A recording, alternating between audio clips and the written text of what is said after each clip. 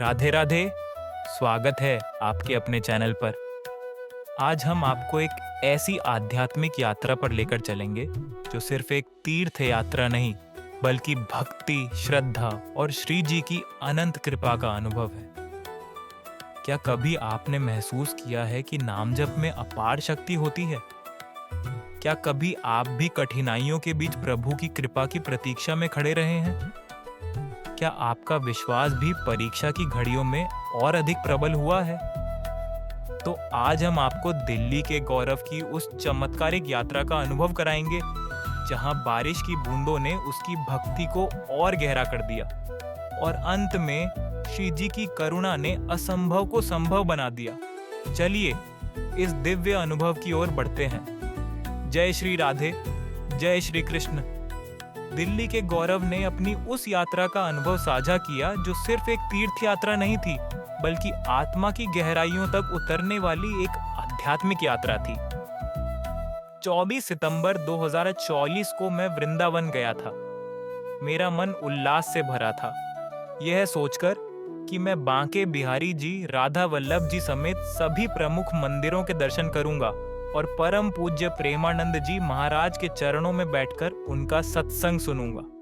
जब मैं वृंदावन पहुंचा, सूरज अपनी पहली किरणें बिखेर रहा था और मेरे मन में एक अद्भुत शांति थी। जैसे ही सुबह 10 बजे मैं महाराज जी के आश्रम पहुंचा, वहां की पवित्रता ने मुझे स्पर्श किया। मैंने सेवकों से पूछा, महाराज जी के दर्शन कब होंगे? मुझे उत्तर मिला, रात में सत्संग होता है, 12 बजे आना, तभी टोकन मिलेगा। यह सुनकर मैंने पास ही एक होटल में कमरा लिया और विश्राम करने लगा। लेकिन मन में बस एक ही भावना थी, प्रभु की कृपा से सत्संग की अनुभूति। जब रात के 12 बजे घड़ी की सुइयां सत्संग के समय को छूने लगीं, अचानक मूसलधार बारिश होने लगी, मानो प्रकृति भी अपनी भक्ति अभिव्यक्त कर रही थी।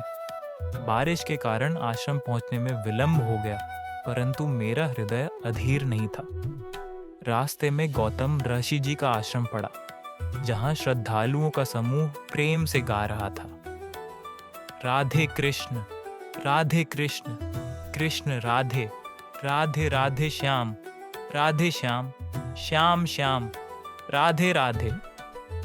उस कीर्तन ने मेरी आत्मा को छू लिया। मैं भी वहीं बैठ गया और भक्ति में डूबकर आधे घंटे तक कीर्तन किया। जब बारिश कुछ हल्की हुई और रात के 12:30 बज गए, मैं पुनः महाराज जी के आश्रम पहुंचा। वहां पहुंचते ही मेरी उम्मीदों पर एक परीक्षा आ गई। पुरुषों के सभी टोकन समाप्त हो चुके हैं, अब केवल महिलाओं के टोकन ही बचे हैं। मेरे हृदय में श्रद्धा थी, मेरी आंखों में समर्पण। मैंने सेवकों से प्रार्थना की, कृपया मुझे एक टोकन दे दें, किंतु उत्तर मिला, अब टोकन समाप्त हो गए हैं। अंदर जितनी सीटें थीं वे सभी भर चुकी हैं, अब कुछ नहीं हो सकता। मेरी भक्ति ने मुझे रुकने नहीं दिया। मैं बार बार विनती करता रहा। अंततः सेवकों ने कहा, रात 1:30 बजे आना। यदि किसी ने टोकन लिया है और वह नहीं आ पाया तो आपको अंदर कर देंगे। रात 1:30 बजे मैं पुनः वहां पहुंचा। वहां अपार भीड़ थी। हर व्यक्ति महाराज जी के सत्संग की प्रतीक्षा में था। रात 1:30 से 3 बजे के बीच प्रवेश मिलता था और 3 बजे से सत्संग आरंभ होता था। हर कोई श्रद्धा की पंक्ति में खड़ा था। मैं भी अंत में खड़ा होकर प्रभु की कृपा का इंतजार कर रहा था। मैं सीताराम जी का भक्त हूँ। मेरे हृदय में बस एक ही विचार कौंध रहा था, बिनु हरि कृपा मिले नाही संत।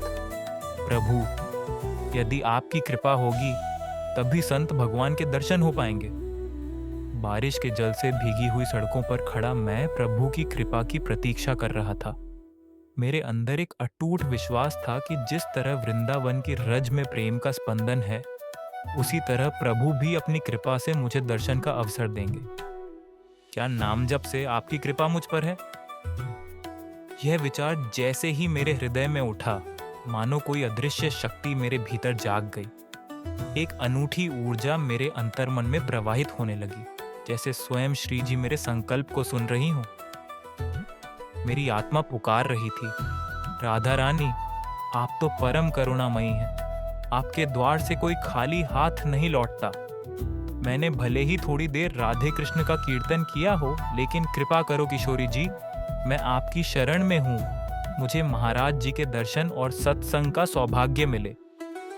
इस विनती के साथ मेरी आंखें बरसते बादलों को देख रही थीं, मानो प्रकृति भी मेरी भावनाओं के साथ बह रही थी।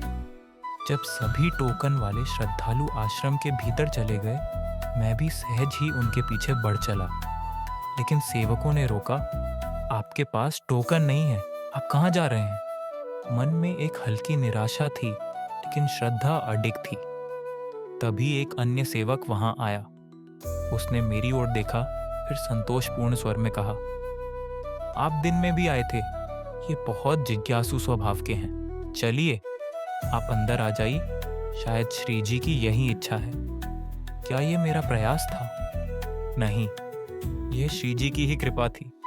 इस पावन भूमि पर जो कुछ भी होता है वह केवल उनकी इच्छा से ही संभव है।